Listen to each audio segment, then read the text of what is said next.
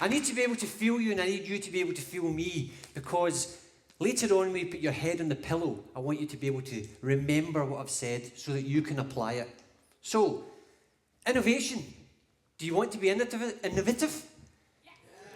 Let me hear it. I want to be innovative. Innovative. Say it. I want to be innovative. Yeah. Sorry. It's not, that's a yay, and that's I want to be innovative. I want to be innovative. Let me hear you say it. I want to be innovative. Ah. Do you want to be leaders? Hands up, the leaders here. Hands up, 1, 2, 3, 4, 5. Do we have double figures? Right, I think we've got 12 leaders, 12 leaders. Really interesting. Leadership, innovation. Big words, but what do they mean? So at the end of today, I want you to be able to think and act a little bit more innovatively about your own leadership skills. So, let's dispel the myth of innovation. Innovation doesn't belong to scientists in white coats in laboratories here. Who's studying science? Remember and share the innovation. People in white coats, beware them. Second thing, innovation doesn't belong to big tech companies and big pharma companies. Sure, Apple and whatnot will innovate. Hands up those who've got a tablet or a smartphone right now. Probably everybody here. So I've innovated on this right now. I don't have it. I'll come back to a piece of paper. And the third thing is, innovation. You don't have to have a degree or a PhD in astrophysics to be able to innovate. We have been brainwashed throughout the world to believe that bothanistas and super clever people are the only ones that can innovate, and you can't. So let's dispel that, and I'll give you a really simple way and method of thinking about innovation. So, innovation is a departure from the norm, a shift of emphasis, a break with tradition, a simple application of a better solution. So the next time someone says to you, what does innovation mean? That's exactly what it is. A shift of emphasis and a departure from the norm. And I want you to say that in your sleep tonight. So, a shift of emphasis and a departure from the norm. 1, 2, 3. That was better than church. That was fantastic. Okay, so that's basically all innovation is. Now let's look at leadership. If you Google leadership, you get 652 million hits in 0.53 seconds. There's some amount of shit out there on the internet, and it just all sits there. The first 3 or 4 pages probably okay, after that, boom, boom, boom. 652 million articles on leadership. But I'm going to make you think about leadership in a different way as well. So ask yourself some questions about leadership. In the 21st century, what does a leader have to be like? What types and stereotypes of leader does the media paint for us? Do you have to be a brilliant orator to be able to be a leader? Do you have to show passion to be able to be a leader? Do you have to go to West Point or Sandhurst or military school to be able to be a leader? Are our leaders the political class? Hopefully not. Think about all these things. People spend millions of dollars on leadership. They go to Harvard and Stanford for exec ed courses. $15,000 for a week at Harvard to learn how to become a leader.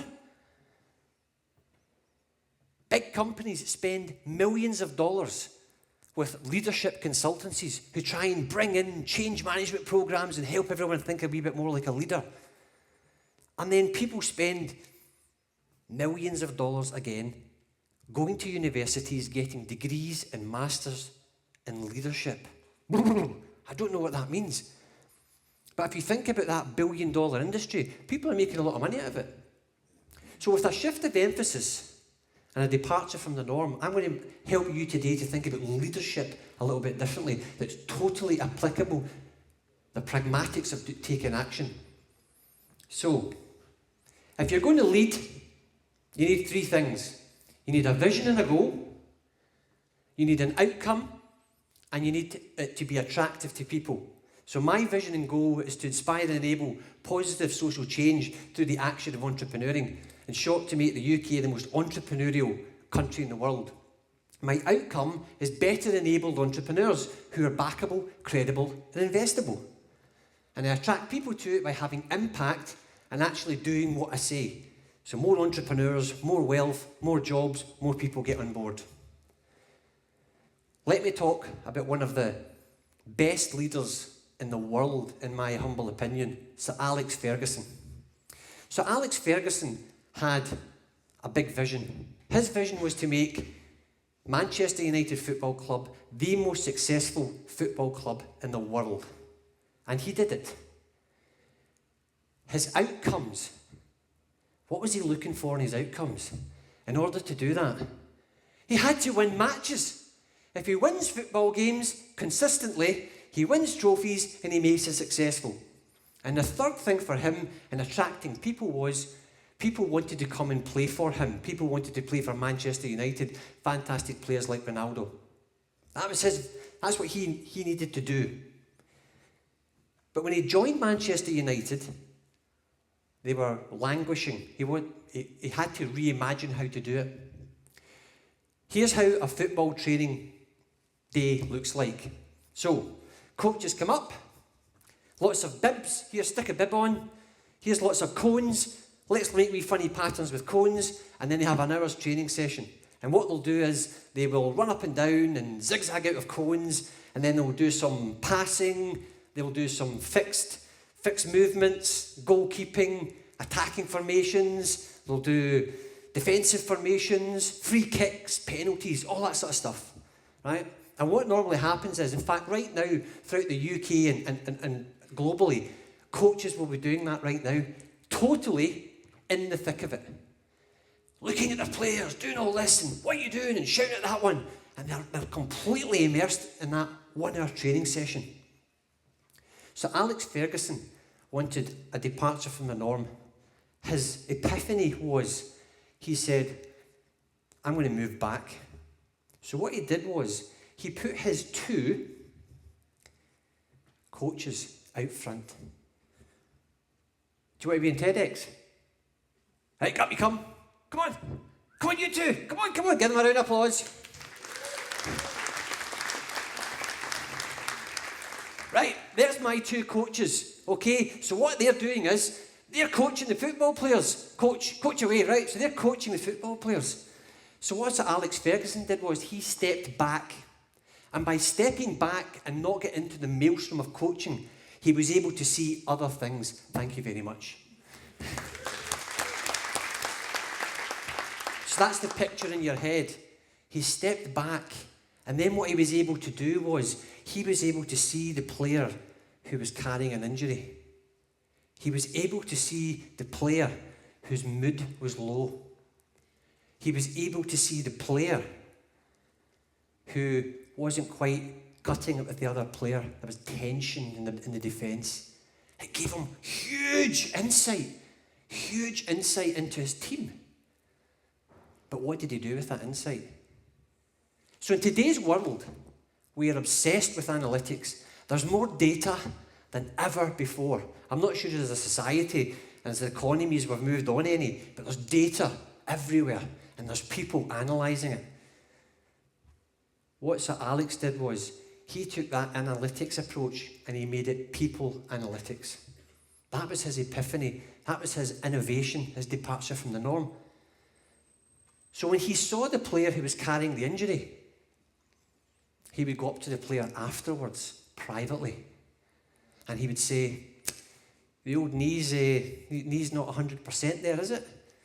Oh, it's fine, boss. I need to play on Saturday. No, the knee's not up to it. I saw you shirking a tackle. Okay. And then from there, he'll be able to say, I'm going to rest you on Wednesday night. I need you on Saturday. So you're part of my team, but you don't have to do that. That was the first thing. Second thing, low mood. So we've all got this idea of human beings like football players coming up in their Aston Martin's DB9. They get out the car, click, click, click. And they've got all the designer gear on and they go into the training room. But actually they're human beings, and he knew that. So the fact that they were multi-millionaires and they earning huge salaries, they still fall out with girlfriends. Girls, do you know the hassle you cause? They still fall out with girlfriends. So he was able to say to them, what's up with you?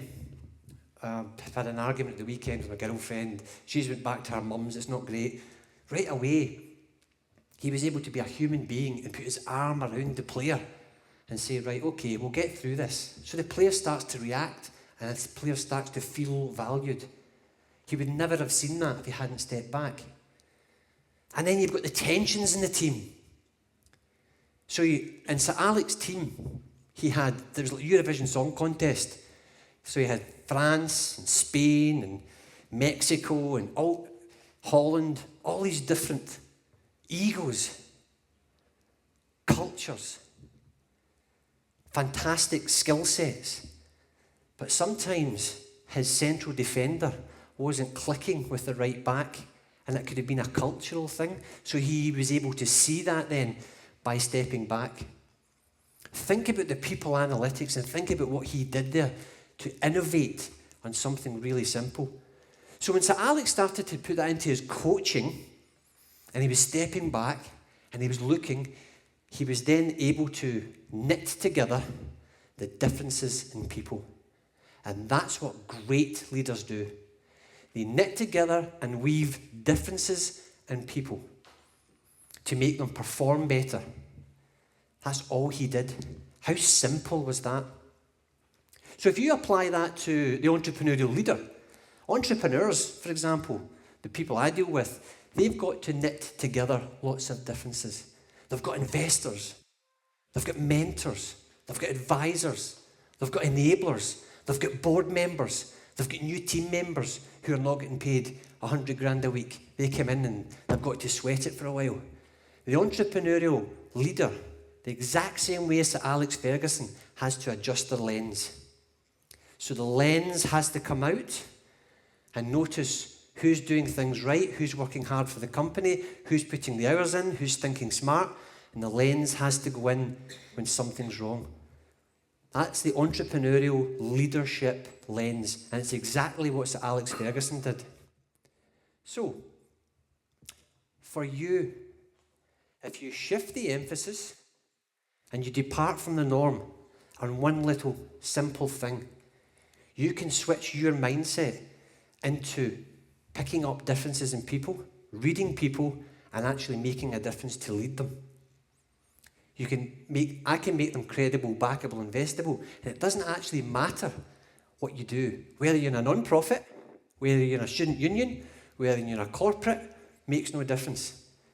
If you just make one slight chink, that's you innovating, and then you apply it to your leadership, and you step back, and you look at how you can help people, you'll be far more authentic and far more trusted.